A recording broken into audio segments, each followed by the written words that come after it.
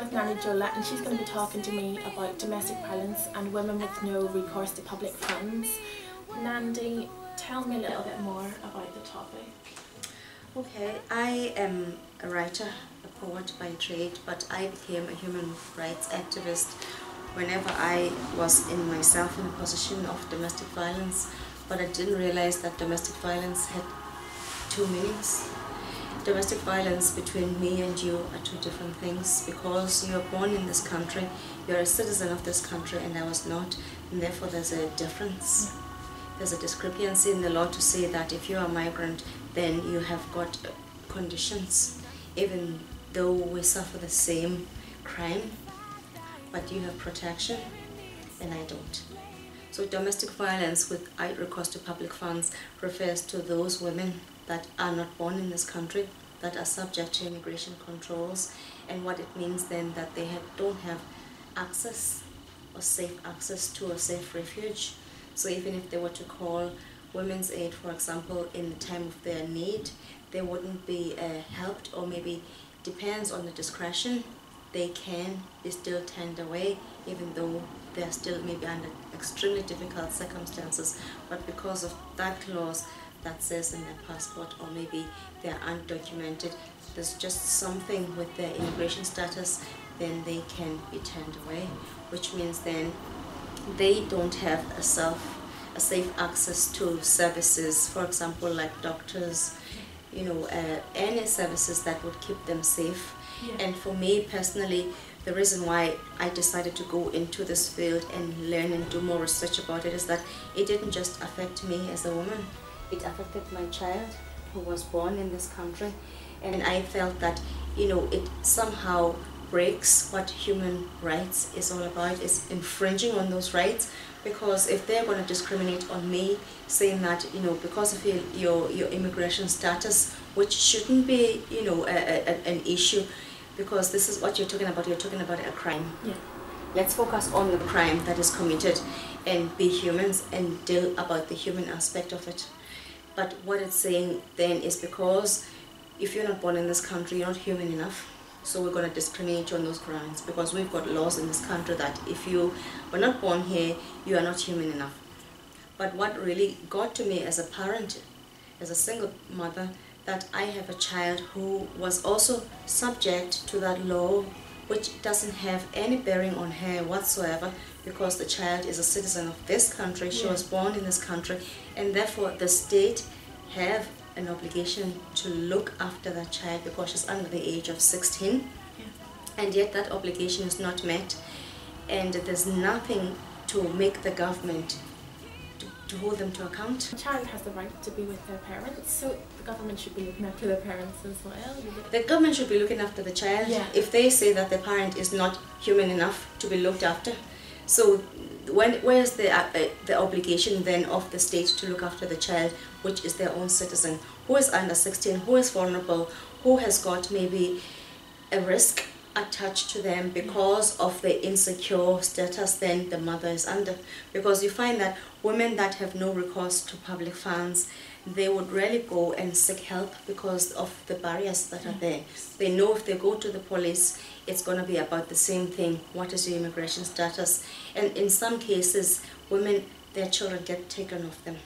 You know, so their children end up in foster care and they get deported to their country of origin. And what OFM, DFM was saying, that we don't have enough statistics on this. Of course, you're not going to have enough statistics on it because it's not reported, it's an underworld, it's something that's happening below the radar because these women are afraid. They are somewhere there, but they're not visible. And that's the frightening thing, because when you're not visible to the system, then you are at risk of being exploited. Perpetrators then are obviously taking advantage of the fact that these women have insecure immigration status. Yes, they know. The perpetrators in this case, they are the ones that are mostly protected by the state. They are the ones that hold on to the benefits. They are the ones that control the purse. They are the ones that have the benefits. They've got the housing and they've got everything, and it's the woman then that is destitute with children. And they know that. That's why they're in that position, because they know it. But I just want to take you through the findings of this report. It just says that insecure immigration status shapes the abuse. because the abuser then can control you. So that gives the abuser the power. It increases its severity. So today you can have a broken arm, you can't go to the doctors. Tomorrow it'll be a broken leg. It gets to a point where there's a fatality because there's nothing you can do about it. So you can have a broken skull today, you can have a broken arm tomorrow, until it gets to that point that you can't move, or maybe you are permanently disabled because there's nothing you can do. You cannot access services. People think that what it says that you've got no recourse to public funds means that you want to claim benefits. No recourse to public funds means that you are not even entitled to services, basic services, like going to a doctor. If you need advice, you cannot do anything. You have to operate under the radar, and most of those women fall between those cracks. They can, disappear into prostitution. There's women that are doing illegal abortions at home because they cannot access the services. If you can't prevent a pregnancy, so because you have no means of going to the doctors to prevent it in the first place, and you cannot buy contraceptives because you've got no access to the purse, the perpetrator has the purse, has the power, the benefit goes to his account, and he is in that abusive state of mind, and he's in that abusive power. He has all the power, so you don't have access to free contraceptives because you don't have a doctor, and you can't buy contraceptives because you don't have the money. It's a vicious cycle. So what it means then is that women are having to make choices that are inhumane because of the inhuman treatment that they are getting. It's whether you drink bleach or you buy pills over the internet, because I know women that have done it. Oh my goodness. And what about women whose children have been born here? I mean, obviously the children are allowed to go to the doctor and these sorts of things, or what's that situation? To put it in real concept that you maybe can understand, and somebody that can understand, I have lived in Northern Ireland for 14 years. 5 of those 14 years were legal. Yeah. I came here on a work permit as a dependent to a spouse. Whenever the situation was out of my control, that it was an attempted murder on my life, I decided to leave. And it was with a child that was 2 years of age. The child that was born here, now the child is 12, so I've been in Northern Ireland 14 years in total. And those 9 years out of those 14 years, I've been what you call an undocumented, destitute, whatever words are used.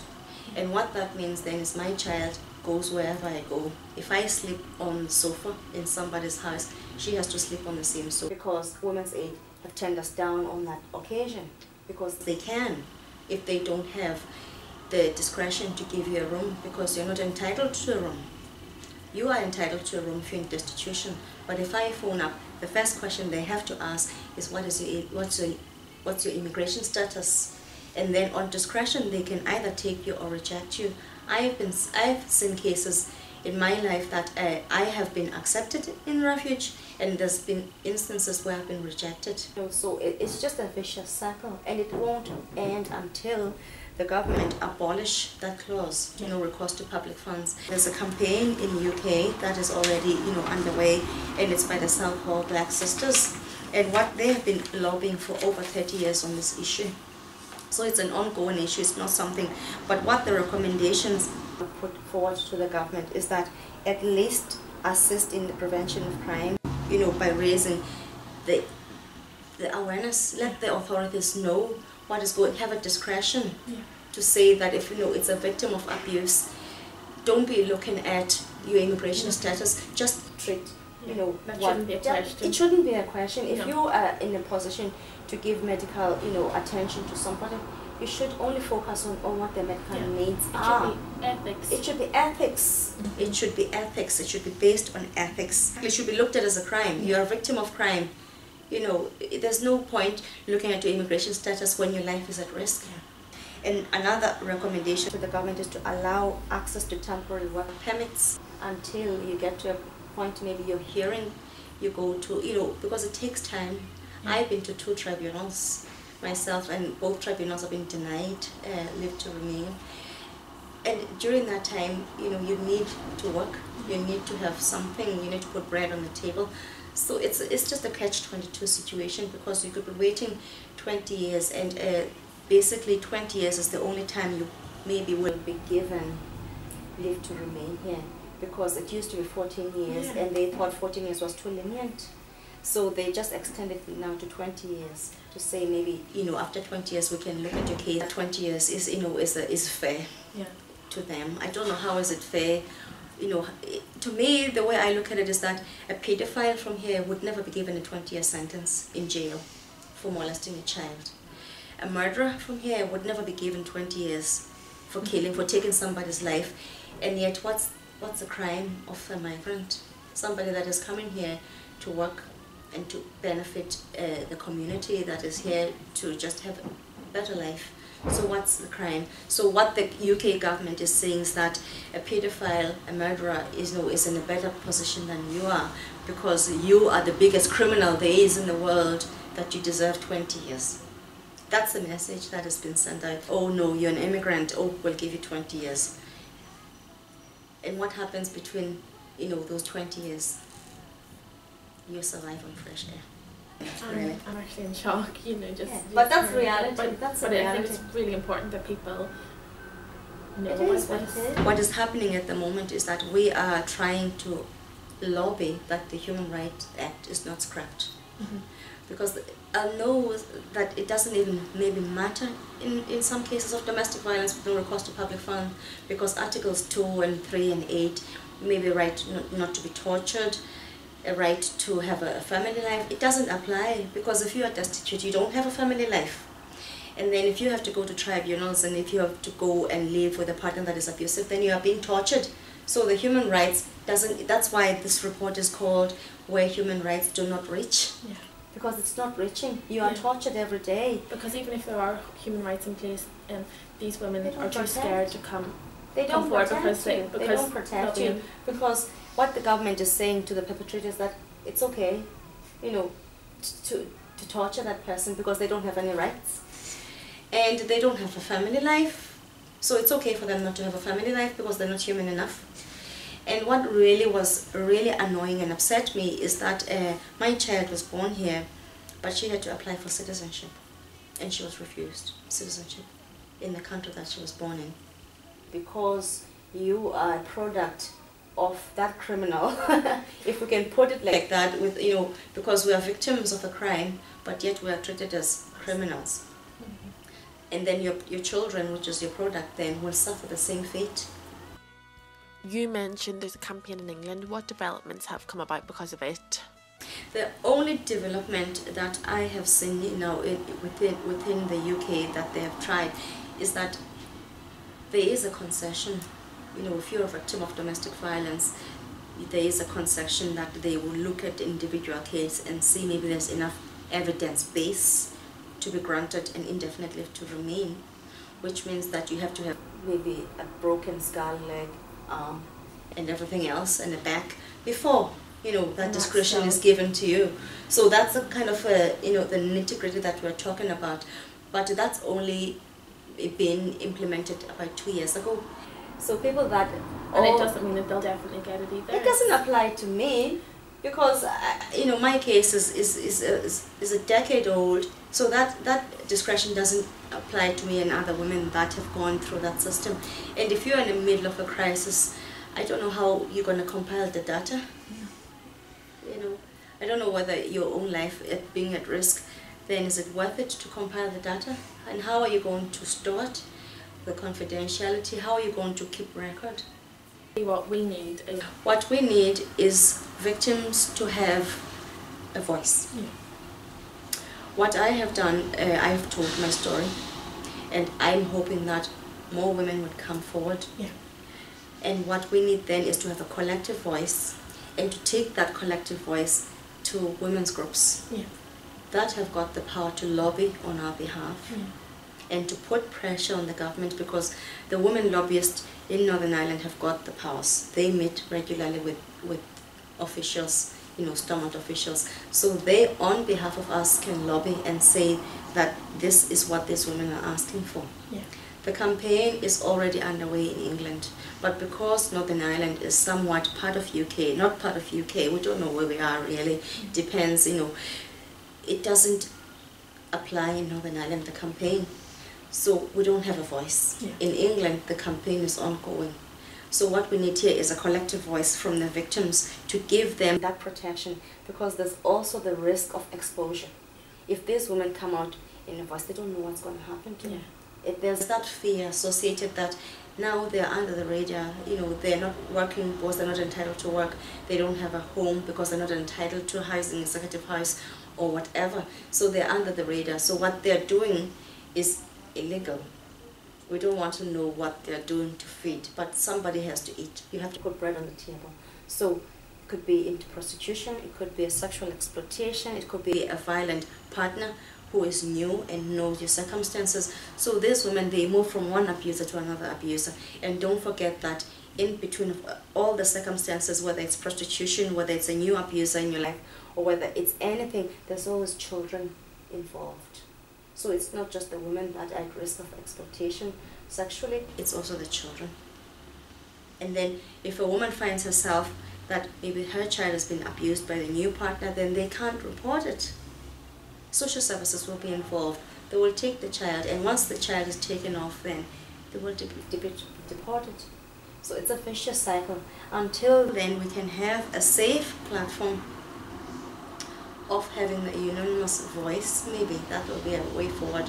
But what I'm hoping that my documentary is coming out at the end of this month is that a trailer of it will be put out on different platforms, and it'll reach out to people that are decision makers. Because when there's a possibility that the people that are in power are listening, maybe it's then that those women will come out of the shadows that they've been in, because they've been here for decades, and they can't come out until there's a guarantee that there will not be torture, because the human rights does not reach to them. The Article 2 and 3 and 8 that says that you have a right to live a life not to be tortured, that doesn't apply. Okay. Well, thank you, Nandi, so much for telling us your story and for really giving an insight into this topic, which is so important, and it's so important that more people know about it, and that hopefully there can be a change, and our government can make a change. I'm really hoping. Better. I am doing an event about it. I did an event about it last year to raise awareness. And this year I had more NGOs and other stakeholders that are coming. I have got social services coming up and people that I didn't reach before, and I'm glad because the word is getting out there. So it's the small steps. I know it's frustrating, the change feels like it's never going to come, but I am optimistic that it will come. Thank you, Nandi. Thank you. Thank you.